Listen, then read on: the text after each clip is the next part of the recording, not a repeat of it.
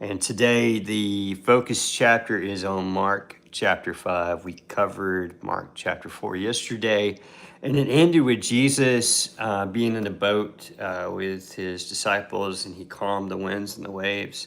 Well, they were on their way to the other side of the Sea of Galilee, and when they do arrive in chapter 5, and this story is also told in Matthew. We've already covered where it's told in Matthew, but they piggyback each other, one story into the other in one chapter in Matthew. Well, this is split between two chapters. Chapter 5 here continues the story of where they arrive on the other side of the Sea of Galilee. And when they get there, they get to the region of the Gerasenes. And as soon as he got off the boat, a man with an unclean spirit, a demon possessed man, it came and met Jesus as soon as he got off the boat. He's someone who lived in the tombs there. And just to go ahead and mention this, in Matthew, it tells that it's two people. And there's no contradiction here. It's just the fact that Mark leaves out the other, and that's okay. He's not trying to, and you got to, regardless. And apparently, this one man in particular, out of the two, stood out in a really big way. But this one man, him in particular, he comes to where Jesus is. And this man, like I said, he lived in the tombs. They couldn't restrain him. There was nothing they can do to control him, to contain him, to restrain him. They had put shackles on him, chains on him, but he would bust them as soon as they, pretty wild stuff. And you'll find out a little bit more about that as we get into a little bit more of this particular story. And he was, nobody was strong enough to subdue him. I already kind of mentioned that. And always night and day, he was crying out among the tombs and in the mountains and cutting himself with stones.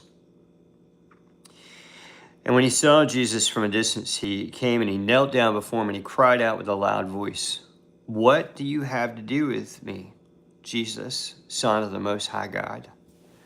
I beg you, before God, don't torment me." A lot of the same things is recorded in Matthew. For he had told him, "Come out of the man, you unclean spirit." And then Jesus, and this is not what we're given in Matthew, we're given a little bit other details here. Jesus asked him, "What is your name?" He says, "My name is Legion, because inside this man are many of us." In other words, there was a legion of demons, a collection of demons, maybe like an army, or either way, there was a lot of demons inside that one man. And they kept begging him not to send them out of the region. And there was a large herd of pigs off over nearby on the hillside. The demons begged him, "Send us into those pigs." And Jesus permitted him to go and do so.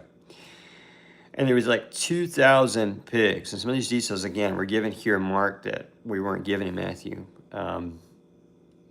Extra details, other details beyond what was given there. So there was as many as 2,000 pigs. And once the demons went into the pigs rushed down the hillside and into the water in the Sea of Galilee, and they all drowned. And then there was people watching it. There was the herdsmen and all that, those that tended to those pigs. They ran off and reported what had happened about the man, but also about the pigs. I don't think they were very happy about the pigs. That was their livelihood, is how they ate. That's how they made money.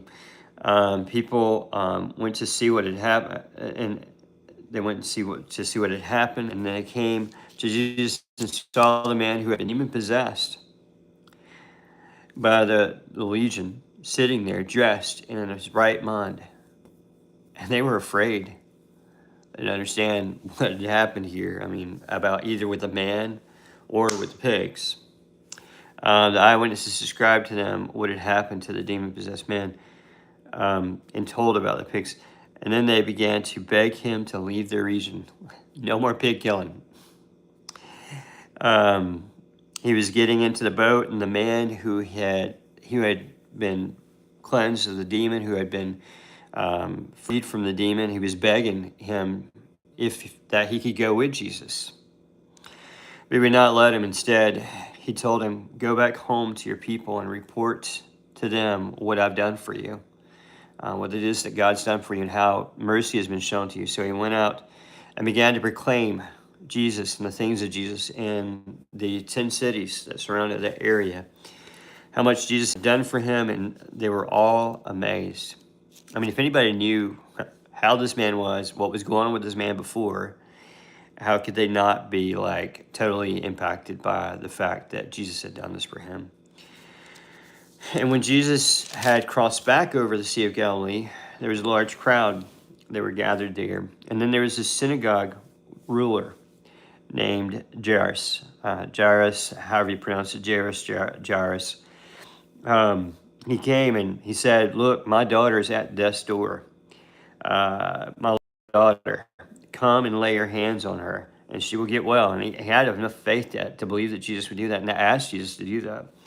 And so Jesus was surrounded by these crowds of people, and somehow, this one woman had it in her mind that if she could just get to Jesus, and again, this story is also covered in Matthew. We've covered it before there, but it's here again in Mark, and it's important enough to be included in both Gospels. Matter of fact, a lot of these stories are included in at least 3 of the Gospels. There's some, it's in all 4, but this one here, the lady, she had been bleeding for 12 years, and no doctors could help her to stop. As a matter of fact, it had only gotten worse. She'd seen all the doctors, and all the doctors had done all they could do for her, and she just kept getting worse rather than better. So she's like, well, if I could just touch, like, the hem of his robe, if I could just touch his robe, then I'll be made well. She believed that much in Jesus, just the fact of touching his robe. You didn't have to ask him or anything. Just believe it should. And instantly, once she did that, her blood flow ceased. And she sensed in her body that she was cured from her sickness. And Jesus, at that moment, realized that power had gone out from him. And he's like, well, who touched my robe? Who touched my robes? His disciples are like, what, are you crazy, Jesus? That's basically what he reacted. Don't you see all these people? Everybody's touching you. What are you talking about, Jesus? She's like, no. So he's looking around to see who had done this. And then the woman, knowing what she had done, she came trembling and fell down before him and told him the whole truth. And he said, daughter, he said to her, your faith has made you well. Go in peace and be free from your affliction.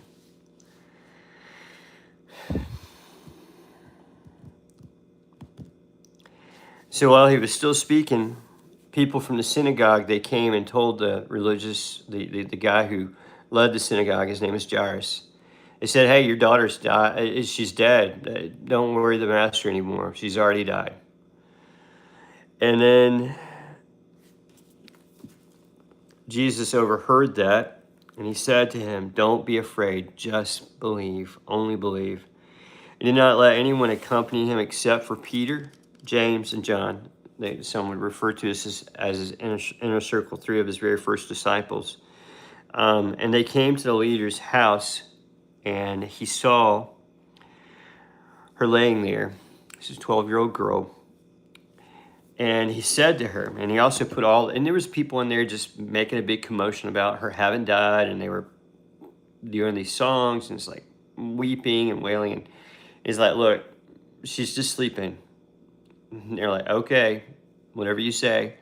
He put them all out. The only people he allowed to be in there is just the daughter's father and mother, but also those 3 disciples. And they all went in there.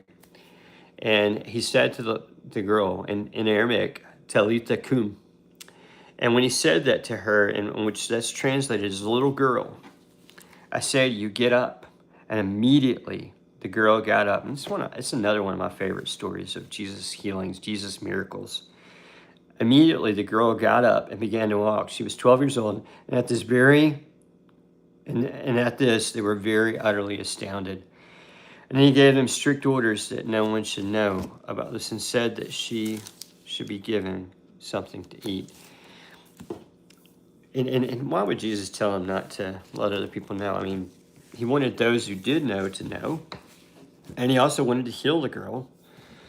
But he did know that if too many people knew about this particular miracle because of how powerful and big it was, just like eventually, and we'll get into the story of Jesus raising Lazarus from the dead in the Gospel of John at some point later on.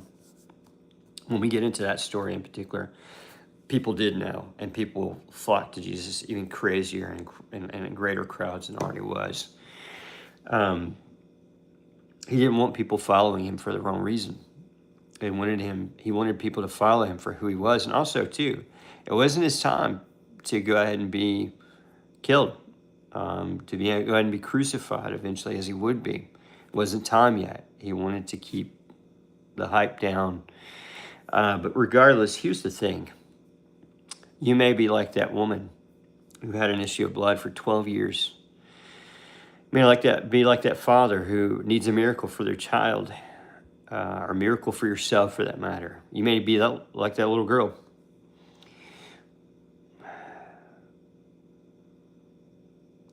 Whatever your need is, Jesus can help. There's nobody that's too good that they don't need Jesus. And there's nobody too bad that Jesus can't help them, that Jesus can't save them.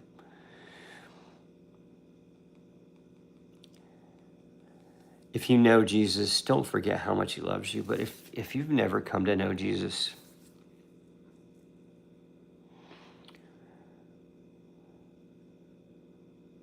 there's no one who loves you more than he does. No one who loves you more than Jesus does. And no one who can do you any better than what Jesus can. He did some really powerful things in these stories. He's still doing powerful things today. I can tell you that pretty much every week I experience some pretty amazing, powerful things that he does in my own life that there's no way, if it was only by Jesus. You may say, oh, it just happened that way. No.